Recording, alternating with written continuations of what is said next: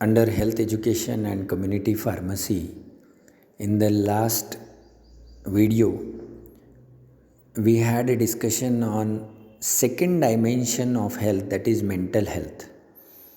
We have discussed physical health in detail. Then in the last lecture we had a discussion on mental health in detail, and we have seen that mental health deals with the mind of an individual basically, and it prevents one from getting mentally ill, because there are number of mental illnesses. If the mental health of an individual is not balanced or is not good, then over a period of time it may lead to certain mental illnesses or mental diseases or disorders like schizophrenia, like depression, anxiety, neuroses, psychosis, etc. And mental health is a state of balance between the individual and his surrounding world, including the environment in which he is living.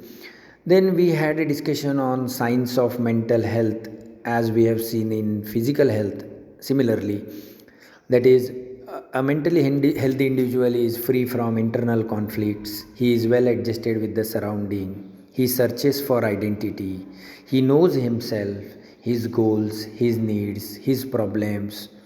He has good self control. Then he faces the problems. He accepts them, faces them, and tries to solve them intelligently.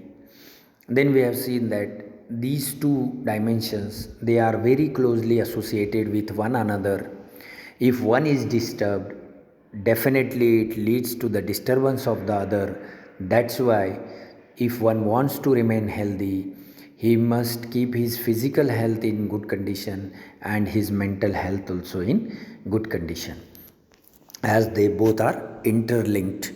The next parameter or next dimension of health is social health.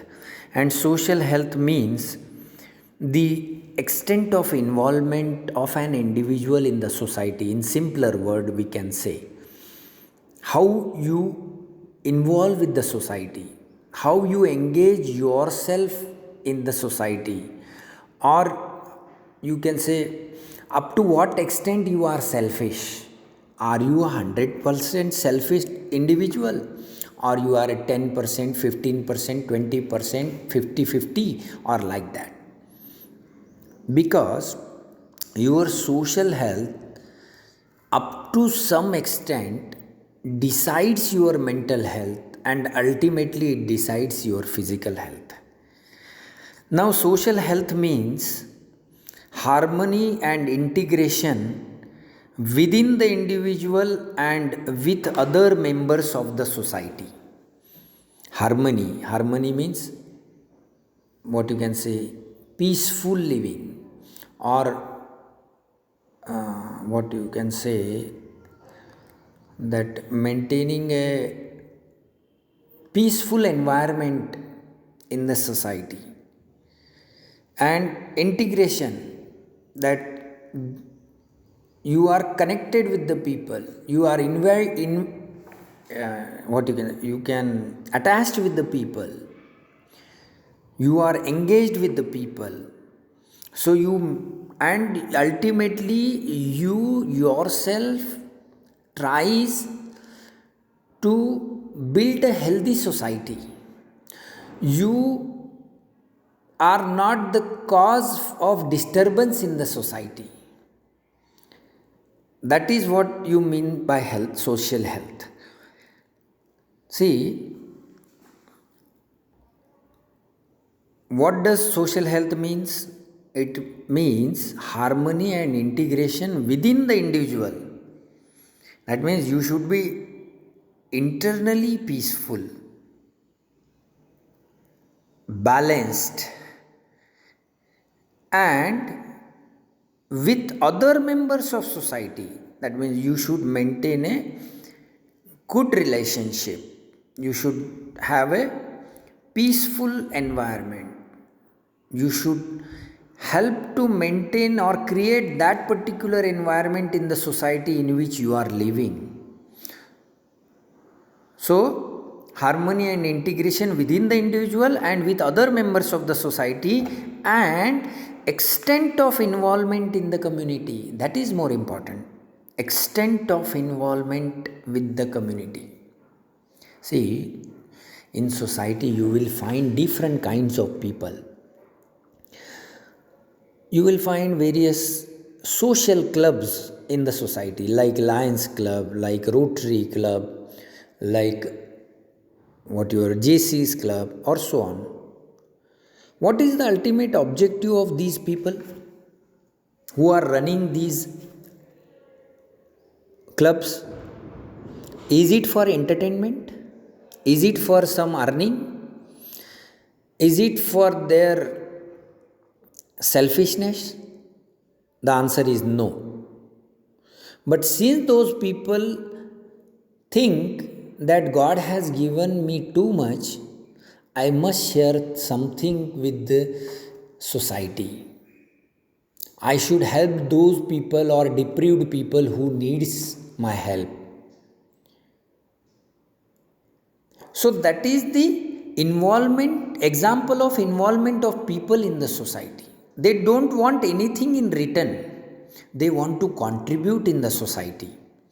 So what will happen? Definitely their social health will remain very good, and ultimately their mental and physical health will be good. So one must have some sort of involvement in the society, though the form may vary. Some may be involved financially, some may be involved physically, some may be involved only verbally, or some may give some other sorts of help to somebody. They may not show so, but you must have some degree of involvement in the society or community. You should not be 100% selfish. If one is 100% selfish, if he thinks about himself only, then his or her social health is not good. Though one must think of ourselves, though we must be selfish, but up to what extent, that decision taking power you should have. So social health is also important for good health, and a number of examples we can quote of social health, and you will find if when a person is socially healthy or socially active, just see when he dies, you can see how many people attends his funeral. When we see in society that's in case of some individuals, thousands of people or hundreds of people comes in funeral, while there are people who dies, a few number of people, or say relatives or friends, they will be there. What does this indicates? That the individual was too much socially healthy. He was too much contributor in the society. See, we have a number of example. Even the rich people, you take the example of corporates like Tatas, like Ambanis, like Infosys owner Narayan Murthy. Any corporate you see, they contribute, they donate, or they do something from their earning for the society, because they think that we should return back something to the society, because we have gained everything from the society. So one must be socially healthy, friends. Then the next is spiritual health, fourth dimension, which is very latest dimension. In the last 1 or 2 decades, the need of this dimension is increasing day by day. People were spiritual by default in earlier days. When we talk about 70s and 80s, people were spiritual. Even today also, there are many people, particularly in India, there are many people who are having a good spiritual health. But now the environment of the social environment of society is getting changed because of increase of social media, because of nuclear families, because of increased selfishness, because of increased technology. People are getting isolated and their spirituality is decreasing day by day. Friends, spiritual health is ultimate need for mental balance or for mental health. There are n number of mental conditions which can be only controlled by spirituality without medication. The best example is meditation. The form of meditation may vary. If one is continuously chanting some mantras, that can be a meditation for him. One is worshipping, that may the way may be different. One is sitting only at one place silently, that can be a meditation for him.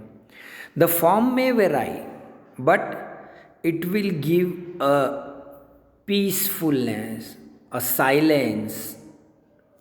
It will control the thoughts, it will control the mental irritation, it will prevent an individual from getting mentally ill.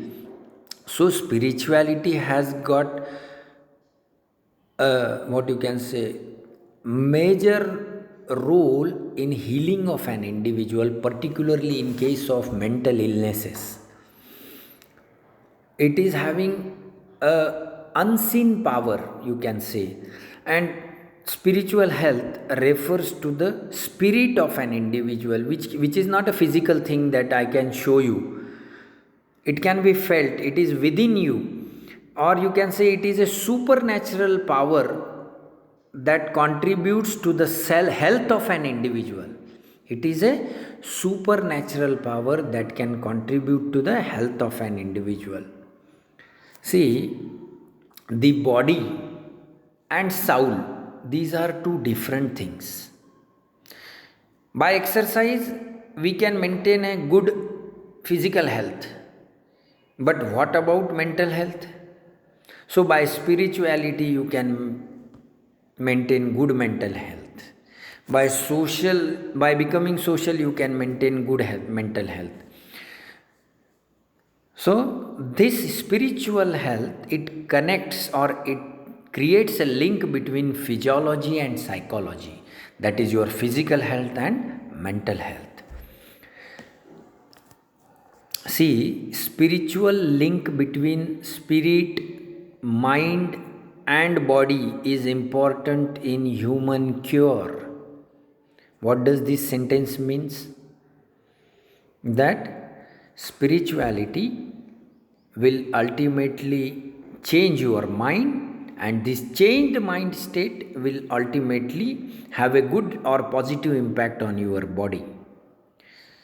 Yoga, meditation, praying, etc., etc., there are number of things. Even when you listen to a spiritual lecture, when you listen to a motivational lecture, when you listen to some examples of power of spirituality, or certain interviews, in certain interviews you will listen that spirituality has totally changed the life of an individual. Definitely you will come to the your definitely you will believe that this spiritual health is a necessity or essential need to live a healthy life.